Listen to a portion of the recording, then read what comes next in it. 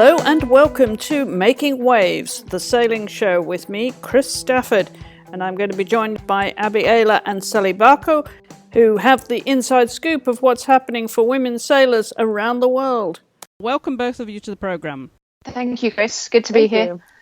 Well, nice to have you on, Sally. I don't think we've had you on much, and we need to catch up with what you've been doing with the Extreme Sailing series, because we've been covering the news, but we'd like to hear from you a little bit more in detail. So, Abby, I'm going to let you take this away. Yeah, so a little bit of background. Sally Barkow and myself sailed on Team SCA, the all-female team that competed in the Volvo Ocean Race in 2014. Sally's background is more in the match racing and Olympic side of sailing. And following on from Team SCA, Sally pursued her goal again in the match racing circuit and has recently just been awarded a tour card for the World Match Race Tour starting next year. Sally, I wanted to perhaps just get you to introduce the match race discipline within sailing, just to explain the difference to people that are not familiar with that style of sailing. Yeah, for sure. So match racing it's more of like the combat area of sailing. So it's one-on-one, one team versus the other, one boat versus the other, instead of a normal sort of fleet race discipline where you might have, 10, 12, 100 boats on the starting line and you're all trying to beat each other. And it really, within the sport, it really highlights very specific skills that you can acquire. And most recently, we've been doing the match racing in these M32 catamarans, which are pretty high performance catamaran, 32-foot long, fully carbon sort of machine, and really, really quite fun to approach the sport in the energetic side of match racing. We're just really trying to beat one other boat, so you can do a lot of tactical things, but then the physical side of it, where these boats are very demanding. That's right, and there is actually a women's international match racing series known as the WIM series.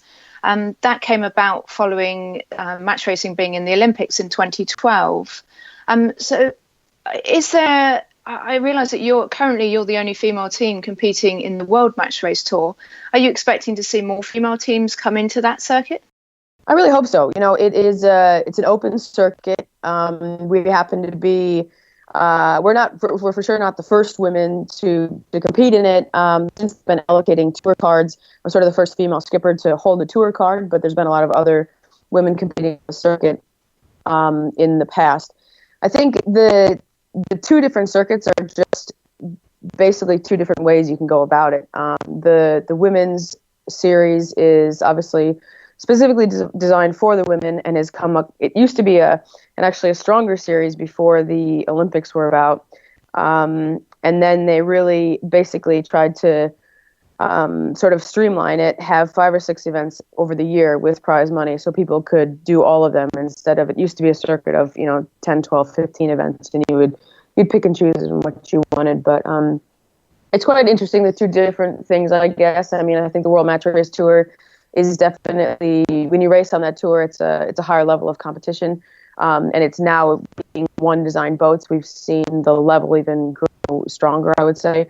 Whereas the WIM series or the women's series, they still change boats per event, so there's a bit of that skill to be had, and it's just a different way for women to get involved in the sport, really, and hone their skills and learn match racing and learn that discipline to then hopefully get more women on this world tour. And will that be one of your goals, to bring more of a squad environment to next season's tour?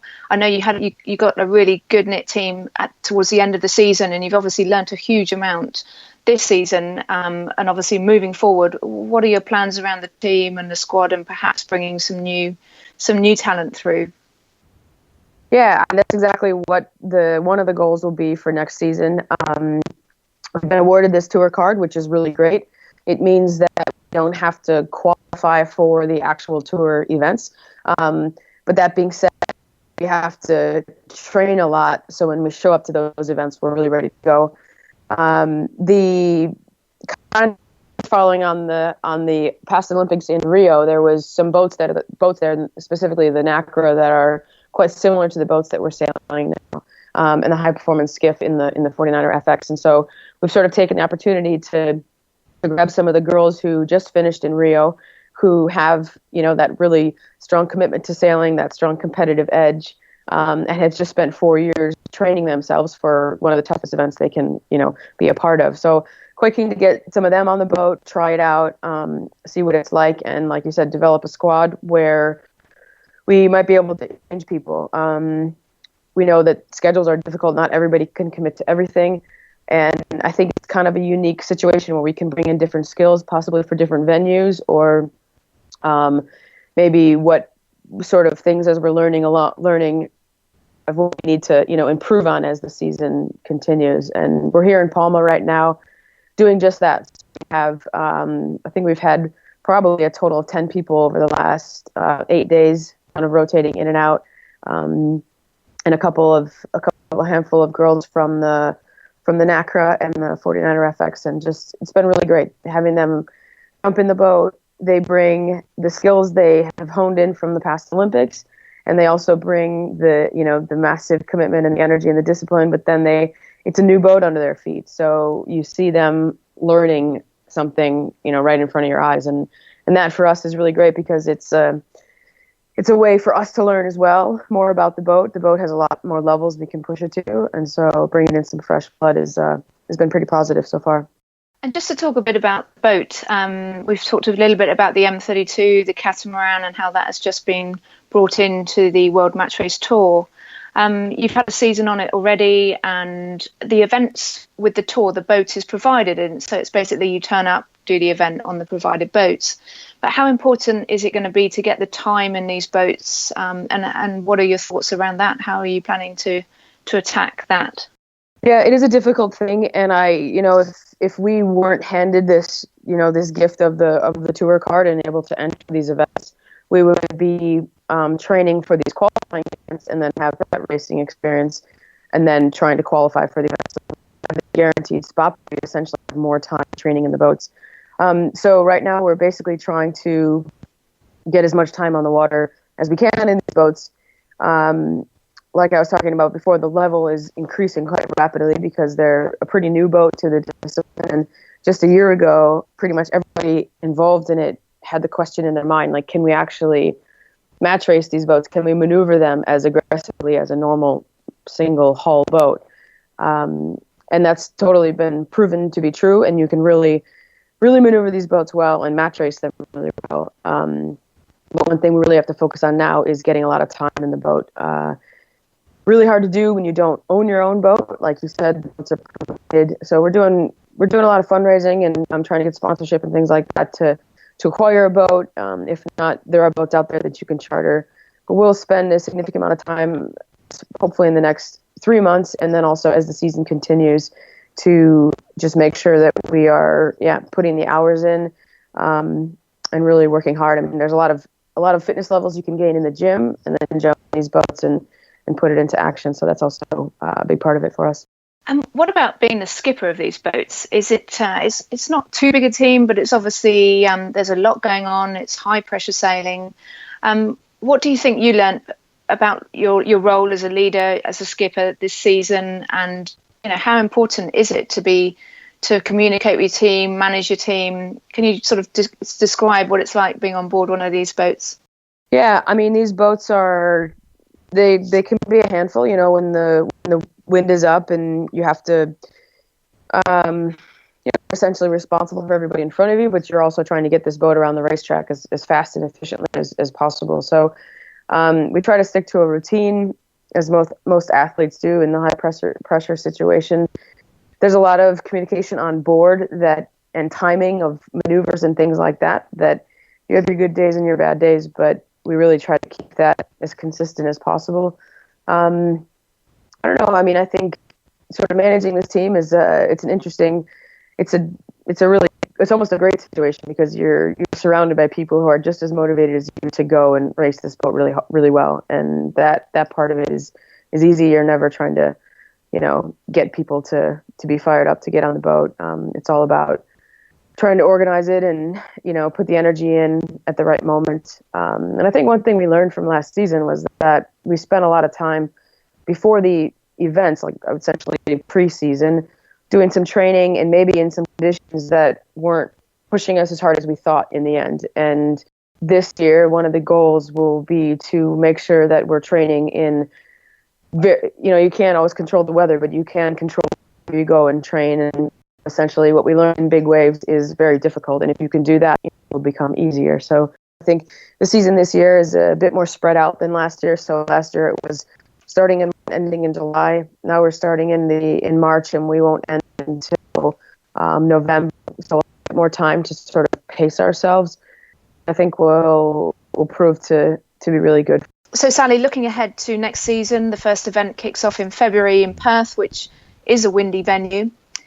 What's going to be your goals for the next season, and where do you hope to be come this time next year? Come this time next year, hope we're happy with our results on the tour, basically. And with that, it means you gotta start being in the top of the group, and we're always striving to be on the podium. We had a chance at being in the top 8 at a lot of events last year. We definitely have a lot more levels to get to. It all starts, like you said, with this first event in Australia. Anybody who's kind of been down there or been to specifically in Perth, there's a pretty great sea breeze which pipes in and can get up to 25 knots or 20 knots in midday, and also some really big waves. And so now I think we've experienced that. That is the focus of the training because that is essentially the hardest venue for us to go to because of those conditions. So I think between now and March, we're really preparing for that condition. And then as the season is a bit more spread out this year, we'll have a chance to prepare differently if we need to for each different venue. The good thing is that the boats are the same. So we know exactly what we're doing on board, and now we just need to adjust sort of to the conditions.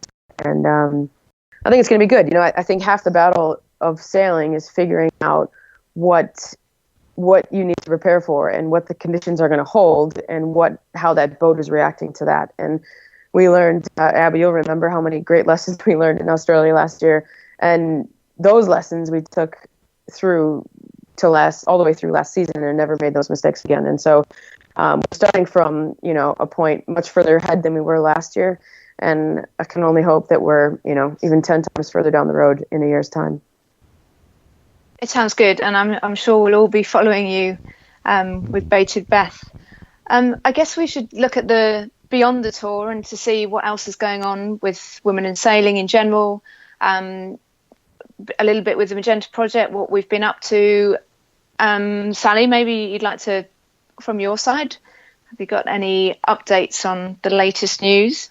I think one of the goals from our side is kind of as you pressed on before, getting more girls involved in what we're doing. One thing that we are really trying to organize are specifically in performance, because it's a chance for girls who do have some skills to jump in and experience some boats that they probably wouldn't have a chance to do just on their own or whatnot. So we're really trying to push that. There's some cool project happening where hopefully we're going to be able to give some more chances to people who really get to another level of the sport. And we're still, as working out some details on that, but that is sort of the bottom goal, and things are happening every day, which is really great. And we have Stacy coming up doing the moth event in in a few months, is that right? Yep. So Stacey Jackson, down in Australia, has started sailing her Moth, which is a really high performance single person dinghy. So she's been training in that ever since the end of SEA, really trying to hone her skills in the high performance dinghy. We also know that it's Sydney Hobart, which is the iconic race down in Australia, which starts on Boxing Day. We've got quite a few of the SCA crew, and I'm sure many other women that are taking part in that race. Sophie Sizik taking part on a yacht called Ichiban, Stacey Jackson, who we just mentioned, Caroline Brower, Annemiek Bess, and Liz Wardley. So great number of girls that are taking part in that race. So that'll be a race to follow during your Christmas holidays on the tracker. Dika Fari's just got back from Oman. She was there again with the sailing Oman, the all-girls team that are in training for the Sailing Arabia Tour, which takes place in February next year. And also at that event were some of your team, Sally, I believe, Hannah Diamond, who came out of the NACRA for Britain. She's been training in all these different classes, and I think she's really trying to get as much sailing experience as she can. And I think Volvo Ocean Race is definitely on her hit list. Well, you mentioned there the Volvo Ocean Race, Abby. Of course, coming up the next edition a year away, less than a year away now, isn't it? And yes. we've been hearing from you and Liz Wardley, as you mentioned, who's down there in the boatyard.